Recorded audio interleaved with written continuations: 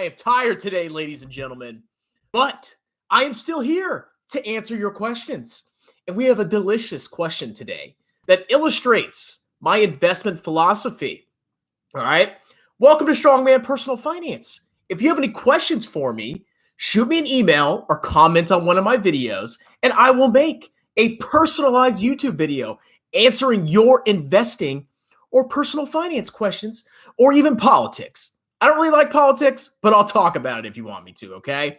So, all I ask is that you like the video. I know it's hard to hit the button and subscribe to my channel. Well, let's answer this guy's question, which I just freaking lost. Okay, here it is. So, I just got a question from Mr. E, who I'll keep anonymous, even though he posted a comment on my YouTube channel. He says, "Hey, strong man." That's me, because I lift weights.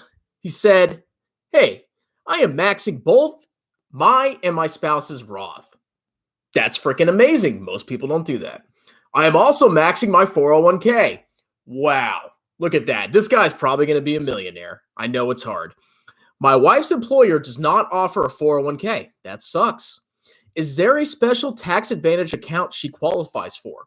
Also, is it smart for me to start investing my remaining monthly income in a taxable account?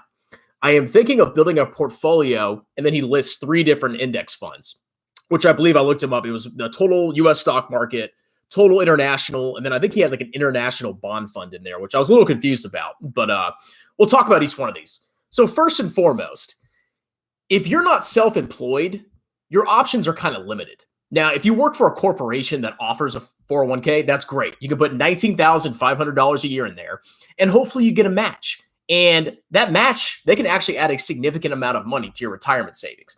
You put the money in, gross tax-free or tax-deferred, depending on what it is, and then you take it out at retirement, and then you live off that.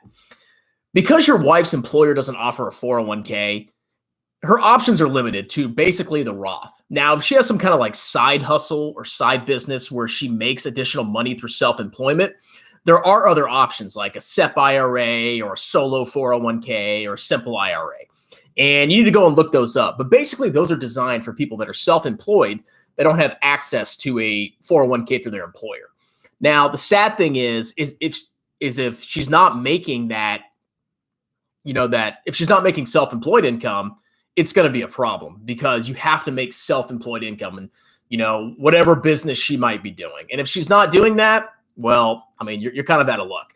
But regardless, I mean, if you're maxing both your Roths every year and you're maxing your 401k, dude, you're going to have a ton of money. I'm basically doing the same thing with my spouse. She can't contribute to her 401k because she can, but there's no freaking match.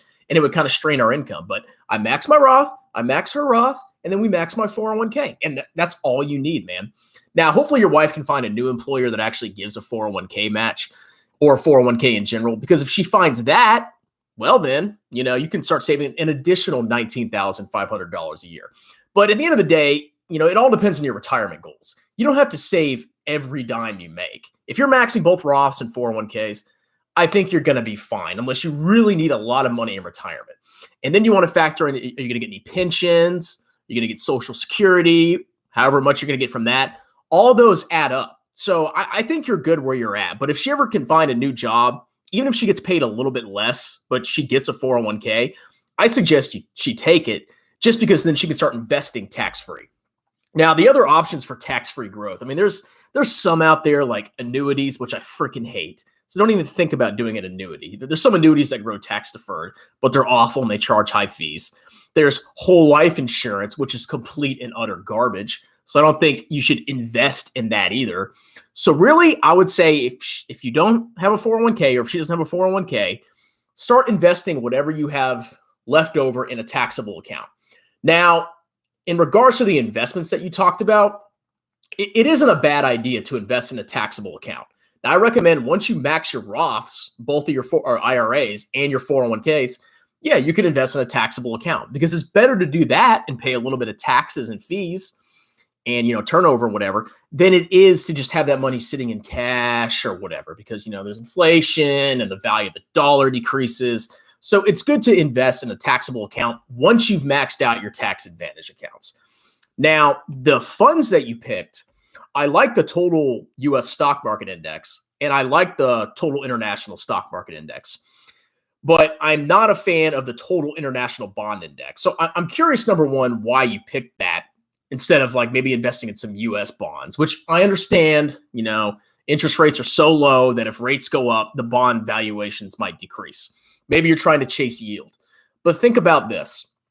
You need to think of your portfolio in its entirety as one massive portfolio. So even though you have a Roth and your wife has a Roth or your spouse, I don't know if it's your wife, and your 401k, you have all of those accounts, but they should all be seen as one massive portfolio. And what you want to do is you want to maximize tax efficiency. Now, bonds pay interest, and that gets taxed at ordinary income rates. So you don't want bonds in a freaking taxable account. So let's say you want 10% of your entire portfolio in bonds. Well, look at everything as one big pie. Put 10% of all your investments in bonds inside one of your taxable or your tax advantage accounts, like the Roth or the 401k. And then let's say you want 90% equities. Well, you can split that between your tax advantage accounts and whatever taxable accounts you have. So bonds are